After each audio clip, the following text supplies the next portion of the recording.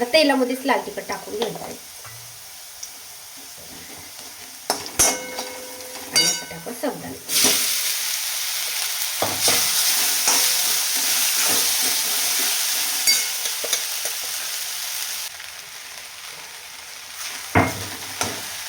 छान मिक्स करून घेऊया.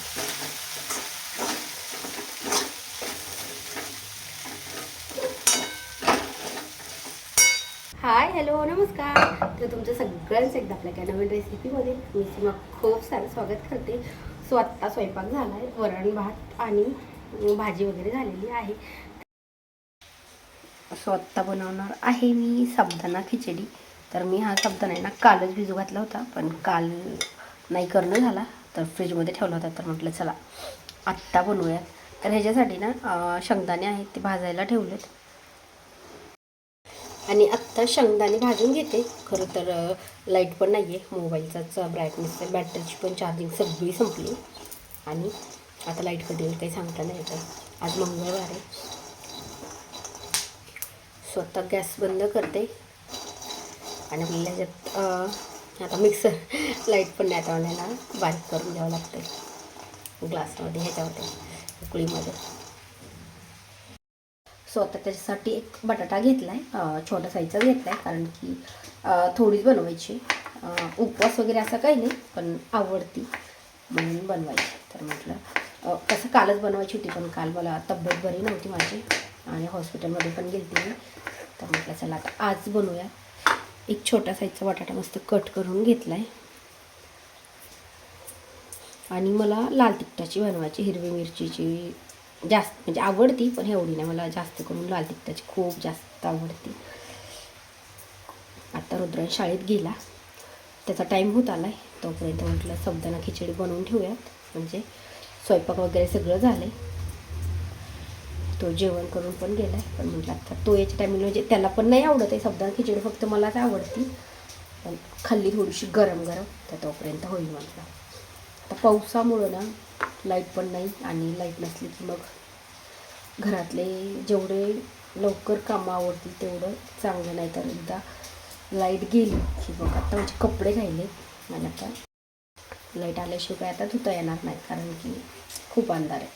चला आता बटाटा हे मी अगोदर धुवून घेतला होता साल काढण्याच्या नंतर, आता आपल्याला धुवून नाही घ्यायचं. आता खूप दिवसात ना मोकळी काढली मी, कारण की मिक्सरलाच लावत असते. आता लाईट कधी येईल काय माहीत नाही. कधी कधी मंगळवारी दिवसभर लाईट नसते. आज मला वाटते सकाळीच गेलेली, अजून एकदा पण नाही आली. आणि कधी कधी असती पण थोडा वेळ जाते, थोडा वेळ येते. आता ही मोठी साईज आहे, पण ह्या छोट्या ह्यानी का ह्याने लवकर बारीक होतं. आणि साबुदाण्याला आपल्याला खूप जास्त असं बारीक शेंगदाण्याचं कूट करायची गरज नाही, थोडासा मोठालाच ठेवायचा. मिक्सरपेक्षा ह्याच्यातच चांगला होतो. मिक्सरला काय होतं की खूप लवकर बारीक होतो, त्यामुळं ह्याच्यात पाहिजे तसं बनवता येतो आपल्याला, जाड किंवा खूप बारीक कसा पण. बघू शकता एवढं बारीक करायचं, खूप जास्त पण नाही आणि खूप मोठा पण नाही. तर आता शेंगदाण्याचं कूट झालं आहे बारीक. आता आपण ना फोडणी घालूया. आता आपण ह्याच्यामध्ये तूप पण घालू शकतो किंवा तेल पण घालू शकतो.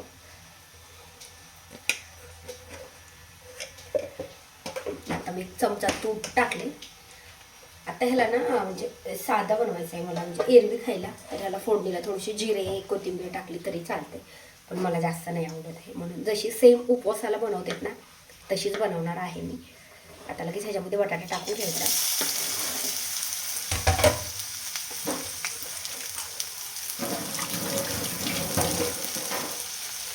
आणि बटाटा टाकला की आपल्याला लगेच त्याच्यावर थोडंसं मीठ टाकायचं.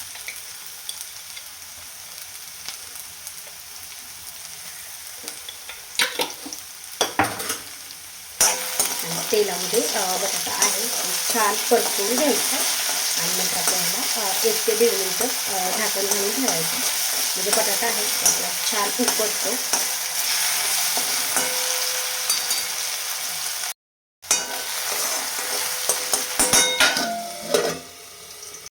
सो आता 2 मिनिटं झाले, आपण ताट काढून घेऊया. आणि आपला बटाटा आहे ना मस्त छान उकडला. मस्त मस्त फ्राय झाला आहे छान. मीठ टाकलं ना जास्त वेळ नाही लागलं. तर आत्ता पण ह्याच्यामध्ये टाकलं तिखट. हिरवी मिरची टाकायची असेल तर डायरेक्ट टाकली तरी चालते ह्याच्यामध्ये. आता मी टाकते लाल तिखट. आता तेलामध्येच लाल तिखट टाकून घ्यायचं आहे. आणि आता टाकू साबुदाणा.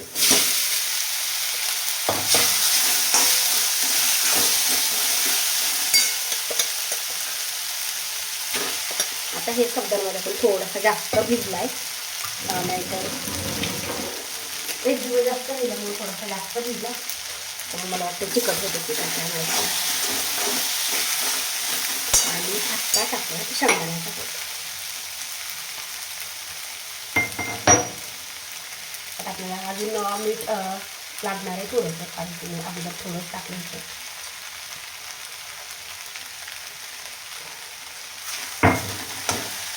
छान मिक्स करून घेऊया.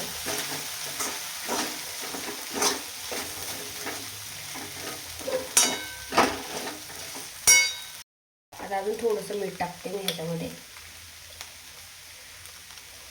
अगोदर थोडं टाकल्याने. आणि एकदा आपल्याला छान मिक्स करून घ्यायचा आहे.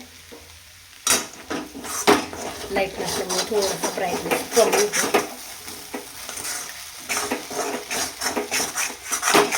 आणि मी तिखट पण ह्याच्यामध्ये अजून थोडंसं टाकलं अगोदर ना, थोडंसं टाकलं होतं. आणि करपल म्हणून मी हे साबुदाणा लगेच त्याच्यामध्ये मिक्स केलं.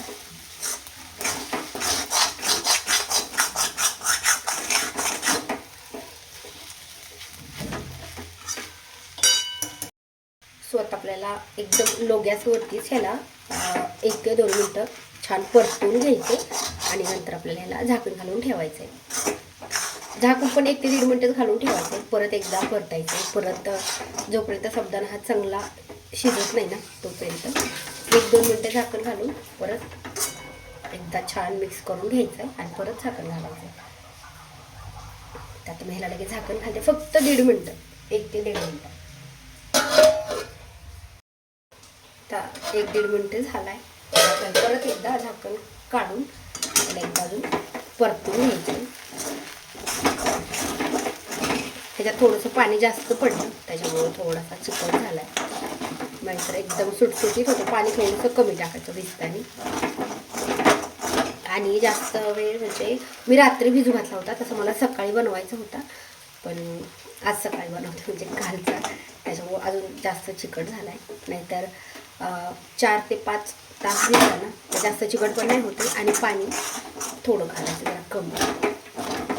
परत एकदा मी ह्याला सगळं परतून घेणार आहे. आणि परत एकदा ह्याला 1-1.5 मिनिटांनी झाकण घालून छान शिजून देणार आहे.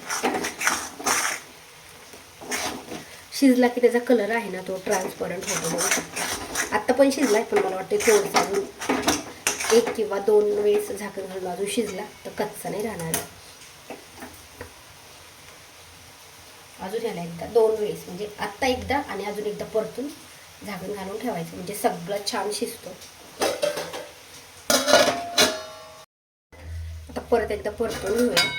तसं मी 2 वेळेस झाकून घालून परत परतून घेतलेलं आहे. आणि आत्ता गॅस बंद केला आहे मी.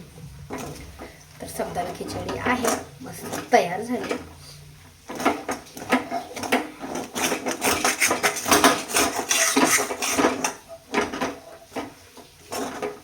एकदा अजून परत एकदा परतून घेऊया.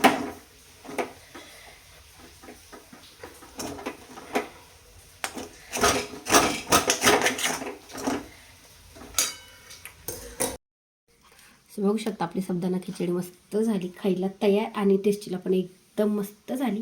तर तुम्हाला ही रेसिपी कशी वाटली मला कमेंट करून नक्की सांगा. व्हिडिओ आवडल्यास लाईक करा आणि चॅनलवरती नवीन असाल तर चॅनलला पण नक्की सबस्क्राईब करा. त्या साईडला बेल आयकॉन आहे ते पण क्लिक करा, जेणेकरून माझ्या प्रत्येक नवीन व्हिडिओचं नोटिफिकेशन सगळ्यात आधी तुम्हाला भेटेल.